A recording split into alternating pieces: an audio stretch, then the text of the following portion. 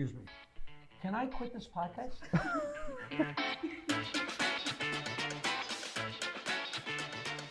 I told Eddie Murphy to stay in college so he'd have something to fall back on. I did great advice. Jackie, how about the lighter side of history? The lighter side. I'm done laughing at my joke. Okay. I know a lot of things and I share them on the podcast and you don't care. What are we talking about? I can't get a word in edgewise on this show. I mean, it's... Here's how we sell it. Okay.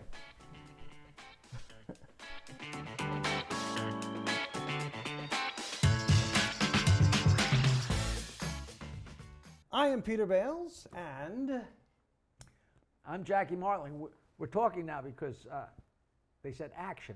And in show business, that means go forward. So we're going forward. And the name of the show is Stand Up Memories, because we are both stand-up comedians, and we're sharing our memories on this show. We're old enough to have memories. Now, we talk about everything. We talk about stand-up, bad experiences, great experiences, being musicians, being in college, and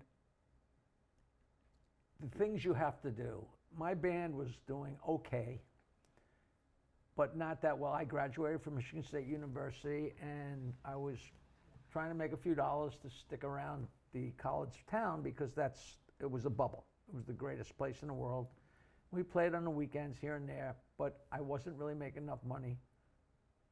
And I went into Arby's and applied for a job and got it. And I'm telling you, this is such a weird thing because some people go, "You're kidding," and other people are like, "How stupid are you?" I was driving down the road, Grand River Avenue in Michigan State, and I looked at Arby's and I went, Arby, roast beef. Jeez, I never figured that out. Is that true? Come on! No, it's got to be... Arby's, what? That's all they sell is roast beef. The owner was named Arby. No, he wasn't. Oh, you're making a joke. I'm making a joke. I don't know. No. I never figured that out. It's roast beef, but I tell people, and some people are like, "Of course, you moron," and other people are like, I never thought of that. So, all right, that has nothing to do with the story. So I get this job at this place, Arby's, which was so long ago, and the places were so new, they actually had big roast beefs. Like very soon they became pressed roast beef, which was add water and they it was garbage. But when they first started, these were big chunks like of roast beef, like you'd see in the in the South at a barbecue, and it was mouth-watering, incredible stuff. And it was funny because they said you could eat whatever you want, just write it down. And I think their heads used to explode. But it was owned by the franchise. It was a franchise. It was owned by a guy named Fred. His wife worked there, his son worked there, his daughter worked there, his cousin worked there, and now Jackie works there. It's a family affair, and it was like watching paint dry. Oh God, there's such a great story that I can't tell, but I'll tell Peter afterwards. A dirty story about roast beef? I have occasionally eaten at Arby's. They're on Long Island. You know, it's not on Long Island, the better version of Arby's, and I'm going on the record on the show to promote Roy Rogers. There's about 6 of them left in the country.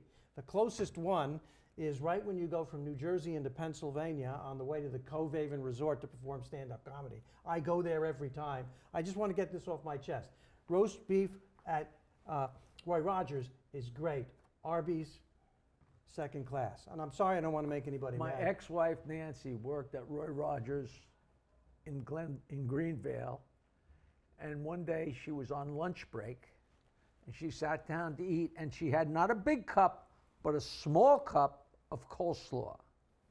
It's a true story. And she went to take a fork full of coleslaw. An entire rubber glove came out of the thing. She said she left. She never went back in the rush. That's not what we're talking about. No, and but how great a story! After that story, I'd just like to change my mind and say go to No, Arby's. it's still. You got to ask her about this. It's a true story. I will. So I'm working, and there's no. Look, I mean, it's a big college town. There's 40,000 people at this point in space and What time. town is it? What's the name of East the town? Lansing, Michigan, Okay. Michigan State University. This is on the main road that runs alongside the university. But for the most part, the kids eat at the dorm, and you know nobody has any money. So I go to work, and I was only there, you know, a couple weeks, but to begin with, and there's nobody there. It's me and Fred, the owner, and he would go on and on because he went to college to become an Arby's franchisee, and they taught him how to make the French fries, and they taught him, and he goes on, and I'm talking about, you know, that thing where you want to just put a gun to your head because you're going on and on. So I go in there to work on a Saturday, and we don't have a customer. I mean, it's a big room, and this is the counter, and there's a door here, and a door here, and a door, and I think we had 3 customers the whole afternoon. It's the next Saturday. I got to go to work. A friend of mine, guitar player, shows up at my house and says, "Hey, want to smoke a joint?" I said, "I got to go to work, but you know." And he was one of those guys that liked to come over, and he had the best pot. He's going to show you how great his pot is. Smoke some of this. So we smoke a joint, and I'm out of my mind. And I said, I got to get to work. He said, "I'll give you a ride to work." I said, "Okay." Maybe a mile away, maybe 2 miles away. We get in the car, he goes, "Want to smoke another joint?" I'm like, the place was so empty, right, last week, like, it'll keep me entertained. We smoke a whole nother joint. We go over the rise. This is like, must have been like when the cavalry saw the Indians. We go over the rise, and here's Arby's. There's a line 4 deep out of each door, going hundreds of feet. It was a home football game at a Big Ten college, Michigan State University. It was so crazy packed, and I was out of my mind. And I walked in there and spent 3 hours behind the counter trying to stay out of the way. It was the man. longest 3 hours of my life. I mean, that's I was great. out of my mind, and it was just fantastic. And then a week or so later, my band got a last-minute job. And I called up and said, "Fred, I can't come to work. My band's got a job for tonight."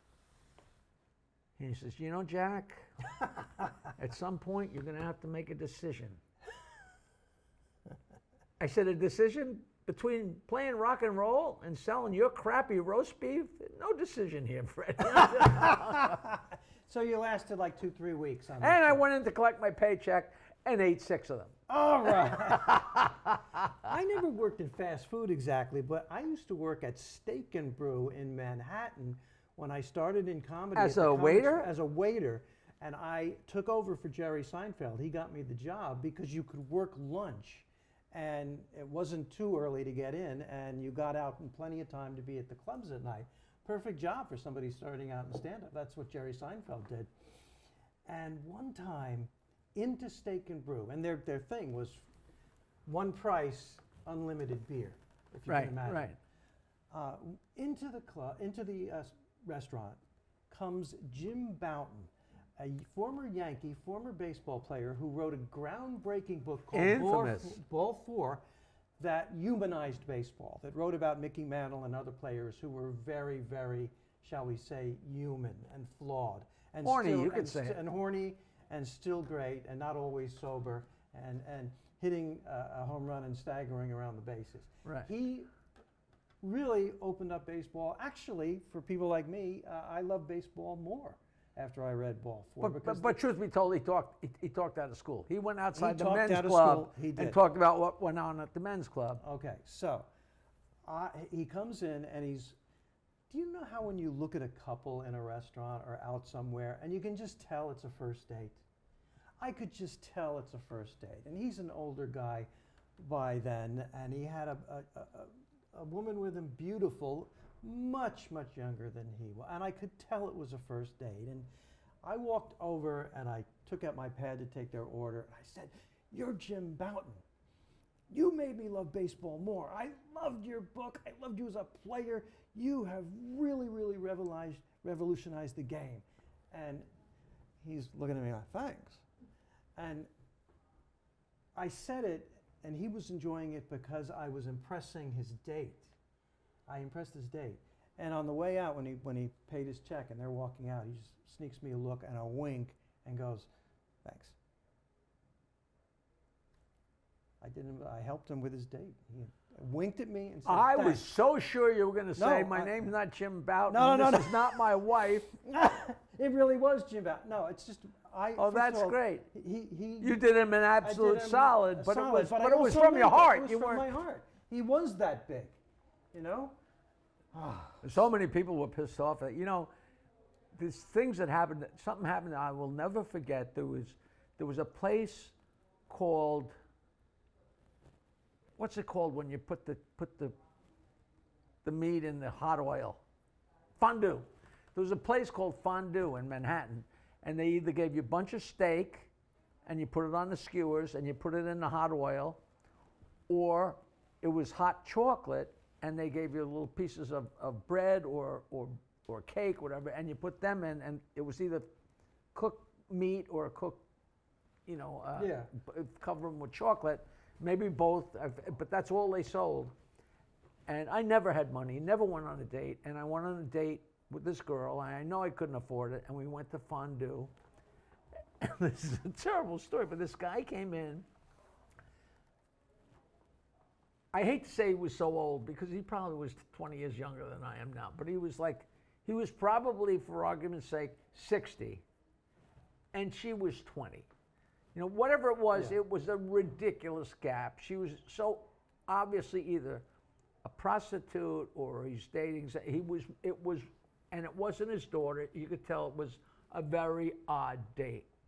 And this guy came in, and it was a tiny place, and they're sitting over there, and he's sitting there with this really young, beautiful girl, and the waiter came over, and I'm sure it wasn't on purpose, and spilled the hot oil in the guy's lap. All right. And if you've ever been burnt by that stuff, I mean, it's a gift that keeps on giving. He's screaming and howling, and I know I was giggling, but it was so horrible. It's like, now leave the young girls for the rest of us, Now, New Yorkers, we always see famous people in restaurants. I would never in a million years go up to a famous person and act starstruck and say, "Oh, I love your movies, I love your TV show."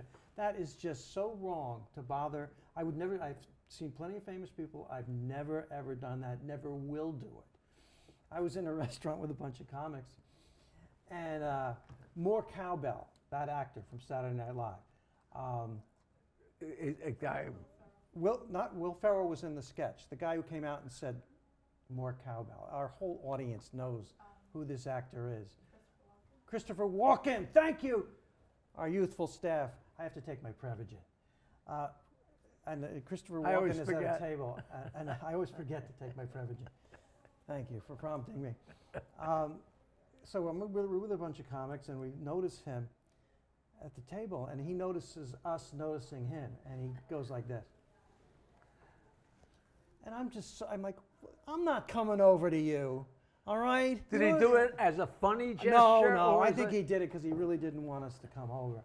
I have a comedian friend, Joey Cola, who out in L.A. Saw Barbra Streisand having breakfast. And Joey interrupted her breakfast to go over and say, "Oh, I'm your biggest fan. I don't want to interrupt. I'm your biggest fan. I love I'm in Chubs." I saw that. He caught her in mid-waffle.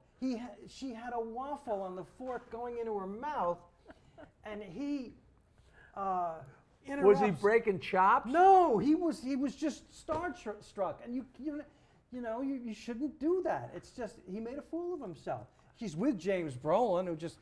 When I was with Rodney, for whatever reason, people would, they'd come up to him on the beach, and I'll never forget this one woman came up to us on the beach, and literally said to him, "Can you tell me where there's entertainment?" And he said, buy a freaking paper, lady. Leave me, he just couldn't have made. Yeah. He just was amazed. It wasn't like, "Oh, are you Rodney Dangerfield? But can you tell me where there's entertainment?"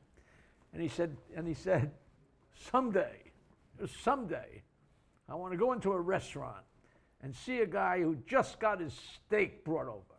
And just as he's cutting it up and taking his first bite of steak, I want to stick my face in his face and go, "You want my autograph?" which is exactly what you're talking about. But I guess the worst thing for somebody famous is when those interruptions stop happening. That's such a fine line. Do you know the story about? I don't think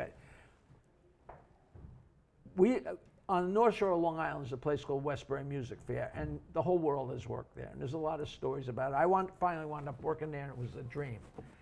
But everybody worked there, and you never know. And there's also a place called Burt Bacharach's Motor Inn, which is down the street, literally down the street. And it's a decent place to stay. Yes. So a lot of people that work at Westbury Music Fair, it's a simple ride down. Rothman's Steakhouse is right there, and the inn is right there. So it's a place where a lot of people stay. And right next to that was a Howard Johnson's. And the Howard Stern Show, it just was already pretty famous, but it just gotten on the E! Channel. So not only did people hear us, but now they're getting to know what the rest of us looked like. Okay, so I'm starting to be noticed. And me and my future ex-wife, there's something so funny about that, are sitting at what you'd call a two-top in Howard Johnson's, in Hojo's, having a hamburger, I don't know what, but we're sitting there, and this woman comes over and literally bends over. I can still, I'll tell you, we were here and they were sitting there. She was with a friend. She got up and came over and bent over, and right in my face she said, "Can I ask you who you are?" And I was like, this didn't happen all the time. And I was like, "I'm Jackie Martling." She turned, still 2 feet away from me, and said, "It's not him!" Nancy went right off her seat.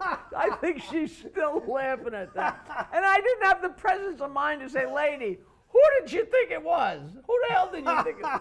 "It's not him." It's not him. Oh, is that great? I thought it was Richard Speck, the guy who murdered all those nurses. It's not him. It's not him.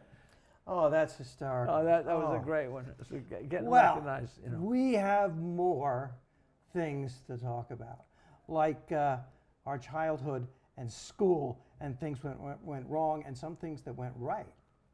So don't miss our next show. This has been Stand Up Memories, and I'm Peter Bales. And I'm Jackie Martling. We're going to talk about Mr. Spina proctoring the Math 11 test. Ooh. The Regents exam. Ooh. That's a biggie. Don't miss it. Ooh.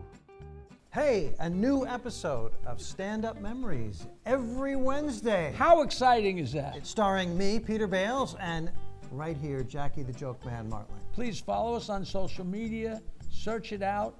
What is it? MeSpace? MySpace, Your space? TikTok, Instagram, Facebook. Doodah.